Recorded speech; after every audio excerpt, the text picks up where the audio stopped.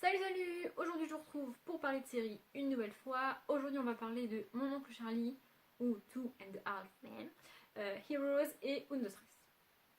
Donc la série que je suis encore en train de regarder, même si je crois qu'elle est terminée, si je dis pas de conneries, c'est juste que moi j'ai pas pris le temps de regarder jusqu'au bout. Du coup pour moi elle est encore en cours. C'est Mon oncle Charlie.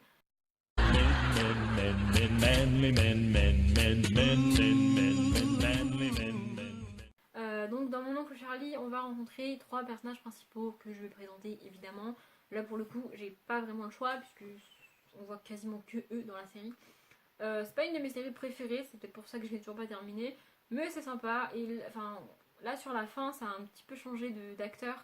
Et du coup, comme je suis pas spécialement fan de l'acteur qui a remplacé celui qui est parti, bah ça me donne pas spécialement envie de continuer. Bref, dans Mon oncle Charlie, au tout début de la série, on va rencontrer Alan, qui est père de famille, sauf que sa femme vient de le quitter. Voilà, du coup il va divorcer et avec son fils Charlie, ils vont aller habiter chez le frère d'Alan, d'où mon oncle Charlie. Donc voilà, Alan est chiropracteur, il est très très radin, c'est pour ça qu'il ne veut pas acheter d'appartement ou louer d'appartement ou de maison et qu'il va squatter chez son frère parce que c'est gratuit, hein, autant le dire.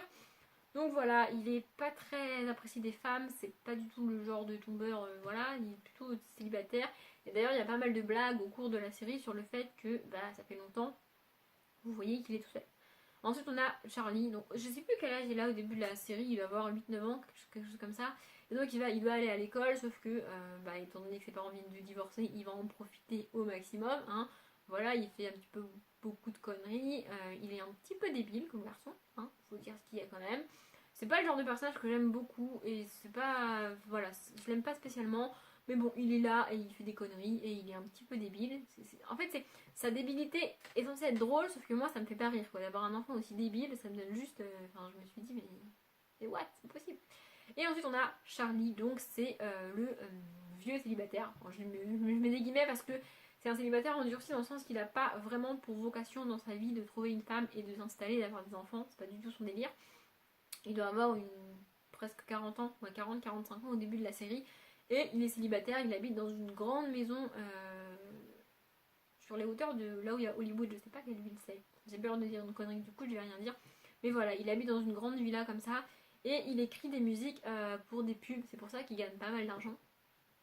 Et donc il va être contraint et forcé d'accueillir son frère et son fils. Au début c'est censé être provisoire, sauf qu'en fait bah, ils vont squatter tout le temps. Voilà.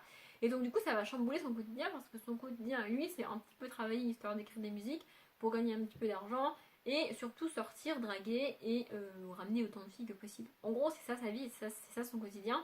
Sauf qu'étant donné que son frère et son neveu viennent chez lui, bah ça va un petit peu changer et il est un petit peu obligé de faire des efforts parce qu'il y a quand même un petit garçon qui vit chez lui. Charlie c'est peut-être mon personnage préféré des trois, mais c'est pas non plus un personnage que j'adore. Au-delà du fait, alors c'est pas du tout son côté macho et collection de femmes qui me dérange, c'est juste que son humour et ses trucs, enfin ça m'intéresse pas trop. Mais bon, c'est quand même une série assez sympa, ça se regarde assez rapidement. Je vous l'aurais mis, mais je crois qu'il y a une douzaine de saisons, donc c'est quand même assez long, mais les épisodes sont courts et ça se regarde. C'est le genre de série où on entend les rires. Et je dirais qu'ils sont dans plus d'endroits différents que dans Friends, mais il n'y a pas non plus énormément d'endroits différents où on les voit. C'est pas une série où ça bouge beaucoup, ils sont très souvent à la maison ou devant la maison de la femme. Voilà, il y a quand même les mêmes genres d'endroits dans lesquels on les voit. Mais voilà, c'est une série qui se laisse regarder. Si vous la connaissez pas, je vois mal comment vous avez pu passer à côté parce que c'est quand même une des grandes séries. Et l'acteur que je sais plus comment il s'appelle, mais encore une fois, je vous l'aurais mis, il est quand même très connu. Je pense pas être trop spoilée en disant que sur les dernières saisons, l'acteur qui joue Charlie, je sais plus trop, il y a eu une embrouille je crois avec la production ou alors, enfin bref, il est parti, il a quitté la série.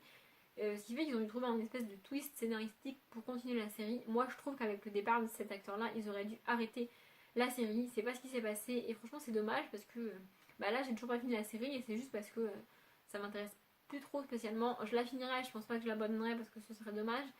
Mais je trouve qu'ils auraient dû abandonner la série quand l'acteur est parti.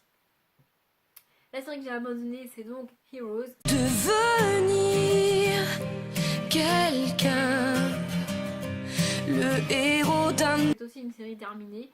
C'est juste que je l'ai abandonnée parce que ça m'intéressait pas spécialement. C'est une assez vieille série quand même. Je sais plus trop combien de séries elle a et je sais même plus au bout de la combienième je l'ai arrêtée. Je dirais que je l'ai abandonnée au cours de la deuxième ou de la troisième saison, quelque chose comme ça. Pas au tout début, mais voilà, j'aurais pu la continuer, mais je l'ai arrêtée. Pour le coup, je pourrais pas vous présenter les personnages parce que je ne sais plus comment ils s'appellent et qui ils sont et tout et tout. Tout ce que je sais tout ce que je me rappelle de la série, c'est qu'on va suivre un petit groupe de personnes.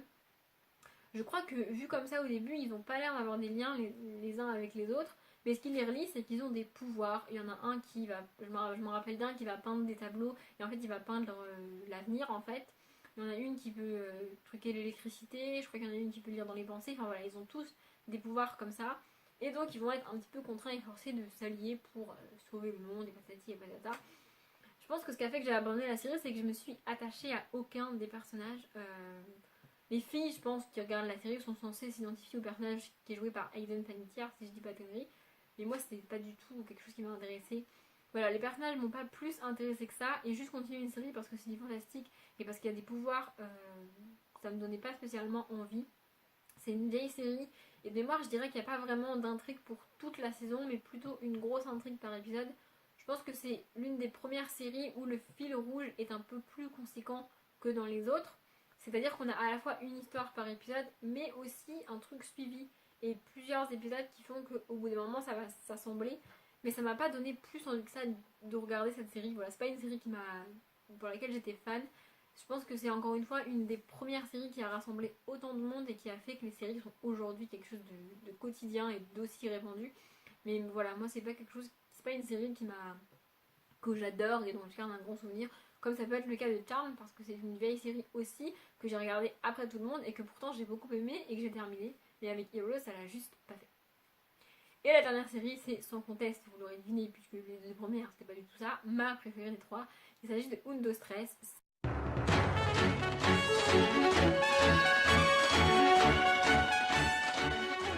C'est, je crois, la première et la seule série espagnole que je présenterai. Jusqu'ici, j'ai présenté que des séries américaines.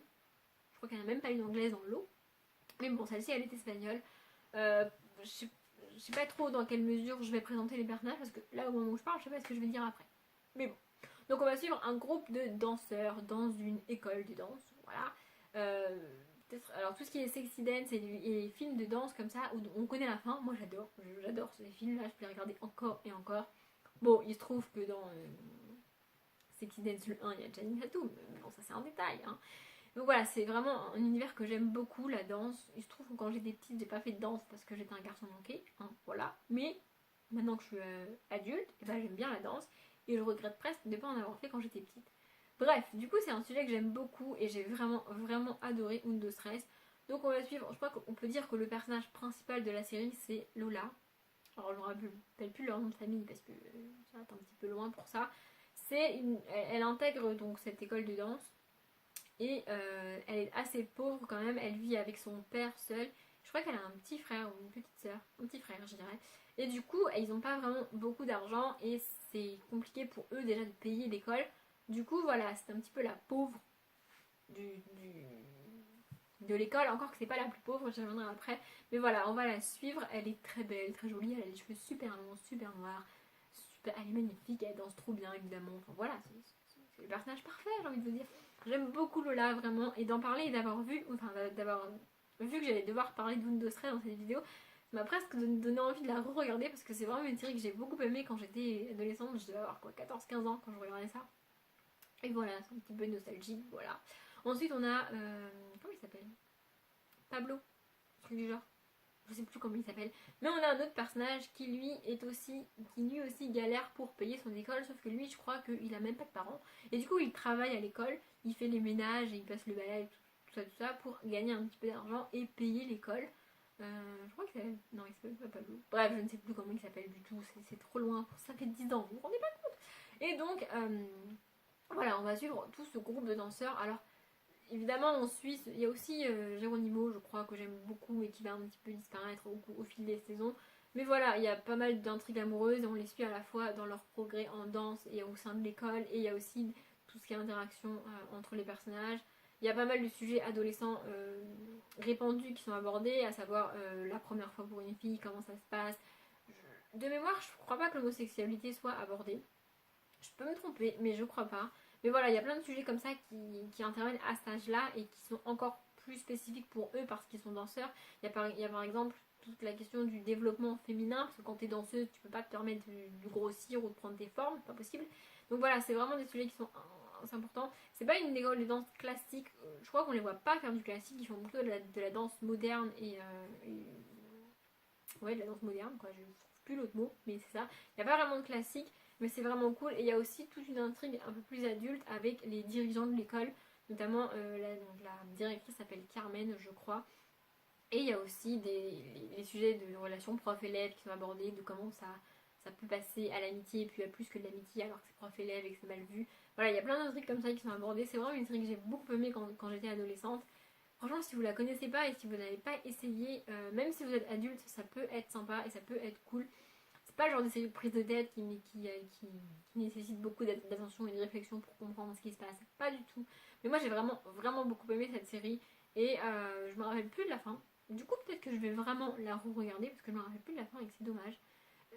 Je suis pas certaine qu'il y ait une fin. Je crois même que j'avais été dégoûtée parce qu'il n'y a pas de fin. Mais bon, c'est pas bien grave. Si vous connaissez pas, essayez-la. Ce sera mon message de la fin. Comme d'habitude, je vous souhaite une bonne journée, une bonne après-midi, un bon appétit. J'espère que ça vous a plu et je vous dis à bientôt.